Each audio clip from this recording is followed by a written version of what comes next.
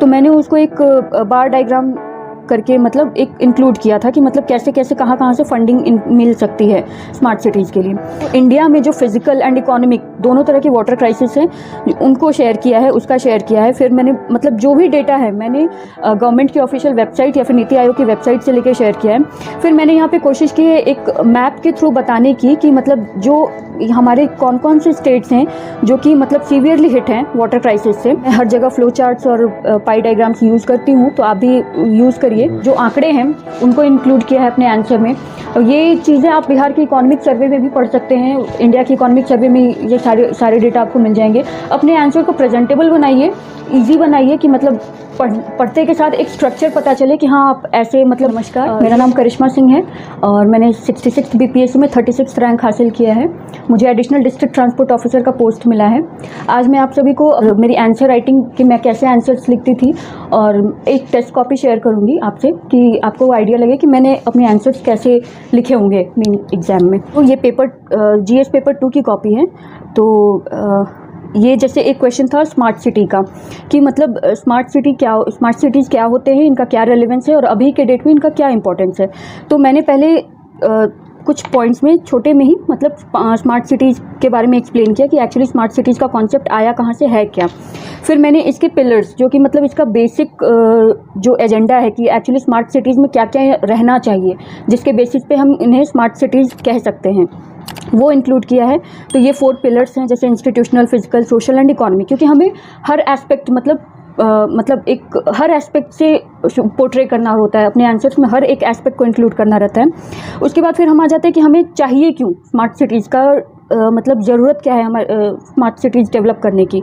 तो जब भी आप आंसर लिखें तो आप जो पॉइंट हाईलाइट करने जा रहे हैं उसको एक एज अ हेडिंग ज़रूर बनाएं। जैसे मैंने यहाँ पे 4 पिलर्स बताने थे तो मैंने यहाँ पे 4 पिलर्स बताए हैं। फिर मैंने एक यहाँ पे हेडिंग देके एक हाईलाइट किया है कि मतलब स्मार्ट सिटीज़ की ज़रूरत क्या है, क्या मतलब इसका नीड है।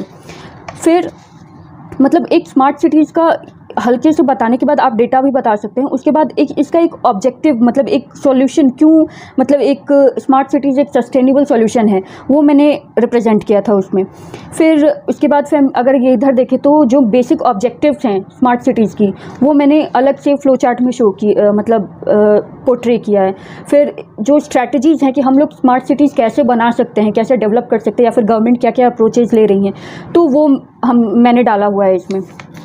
उसके बाद फिर ये कि एक फंडिंग का एक छोटा सा डेटा था मेरे पास, तो मैंने उसको एक बार डायग्राम करके मतलब एक इंक्लूड किया था कि मतलब कैसे कैसे कहाँ से फंडिंग मिल सकती है स्मार्ट सिटीज़ के लिए।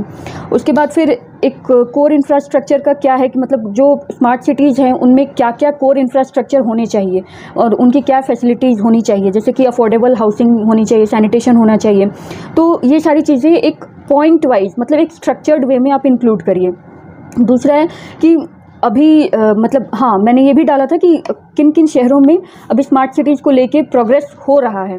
तो भुवनेश्वर है, पुणे है, न्यू दिल्ली है, तो इन सारी चीज़ों को है। फिर ये सारी चीज़ें बताने के बाद आपको कुछ चैलेंजेस भी गिनाने रहते हैं कि हाँ ये सारी मतलब प्रॉब्लम्स हैं, और मतलब बहुत ज़्यादा नहीं, 2-3 पॉइंट्स आप चैलेंजेस में बताइए। उसके बाद आप वे फॉरवर्ड तो ज़रूर बताइए, क्योंकि जब आप चैलेंजेस गिनाते हैं तो आपका मतलब एक प्रेरोगेटिव बन जाता है कि आप वे फॉरवर्ड भी इंक्लूड करें अपने आंसर में, तब जाके आपका आंसर कंप्लीट होता है। तो मैंने यहाँ पे वे फॉरवर्ड भी इंक्लूड किया हुआ है, जैसे मतलब 2-3 पॉइंट्स ही हैं वो मैंने डाला हुआ है। नेक्स्ट हम आ जाते हैं, एक क्वेश्चन था वाटर क्राइसिस पे, आई थिंक हाँ ये वाटर क्राइसिस का ही क्वेश्चन था कि मतलब future Wars will be fought over water. ये कोट मैंने खुद से डाला है, ये क्वेश्चन में नहीं था। तो मतलब कुछ 2-4 आप फेमस कोटेशंस रख सकते हैं, जो इम्पॉर्टेंट जो रेलिवेंट टॉपिक्स हैं उनसे रिलेटेड आप कोटेशंस लिख के रख सकते हैं, जो ताकि आप अपने आंसर में जब इनको इंक्लूड करेंगे तो आपको हेल्प मिलेगी।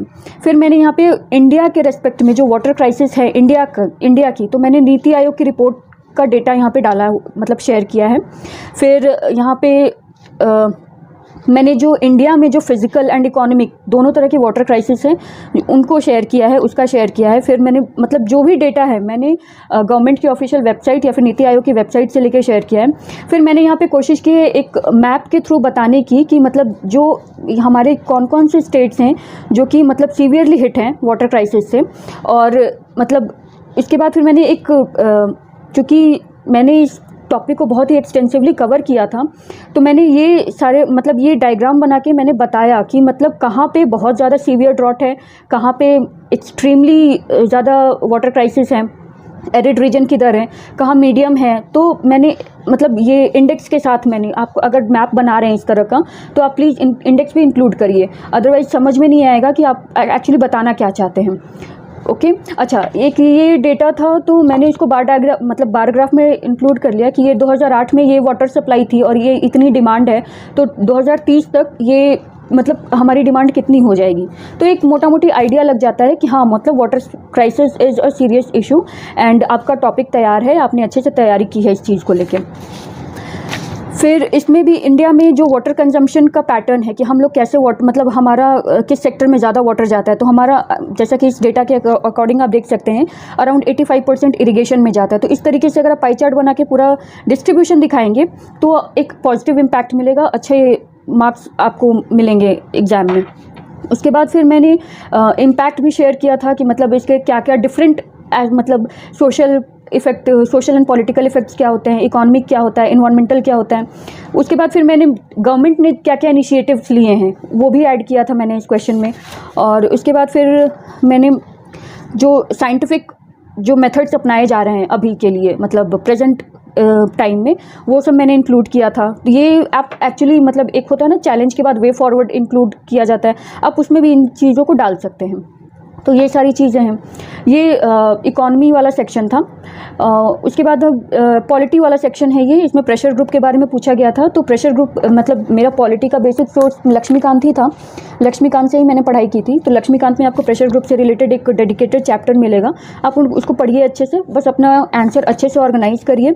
एंड जैसे मैं हर जगह फ्लो चार्ट्स और पाई डायग्राम्स यूज़ करती हूँ, तो आप भी यूज़ करिए।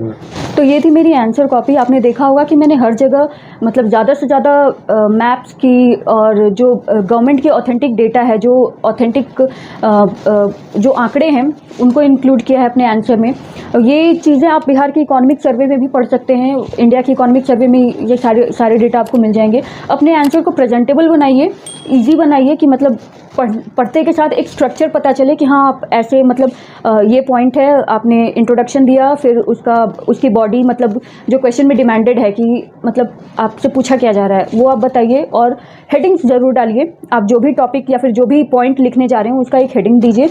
वो एक मतलब इम्पैक्ट बनाता है कि नहीं ये पॉइंट इंपॉर्टेंट है, आप इस पर एम्फेसिस डालना चाहते हैं तो उसकी हेडिंग ज़रूर डालिए। फिर आप चैलेंजेस इंक्लूड करिए, वे फॉरवर्ड इंक्लूड करिए। और ये एक बेसिक स्ट्रक्चर है कोई भी एक नॉर्मल प्रॉपर आंसर का, तो इसके अकॉर्डिंगली आप प्रैक्टिस करते रहिए एंड डेफिनेटली आपको अच्छे रिजल्ट्स मिलेंगे।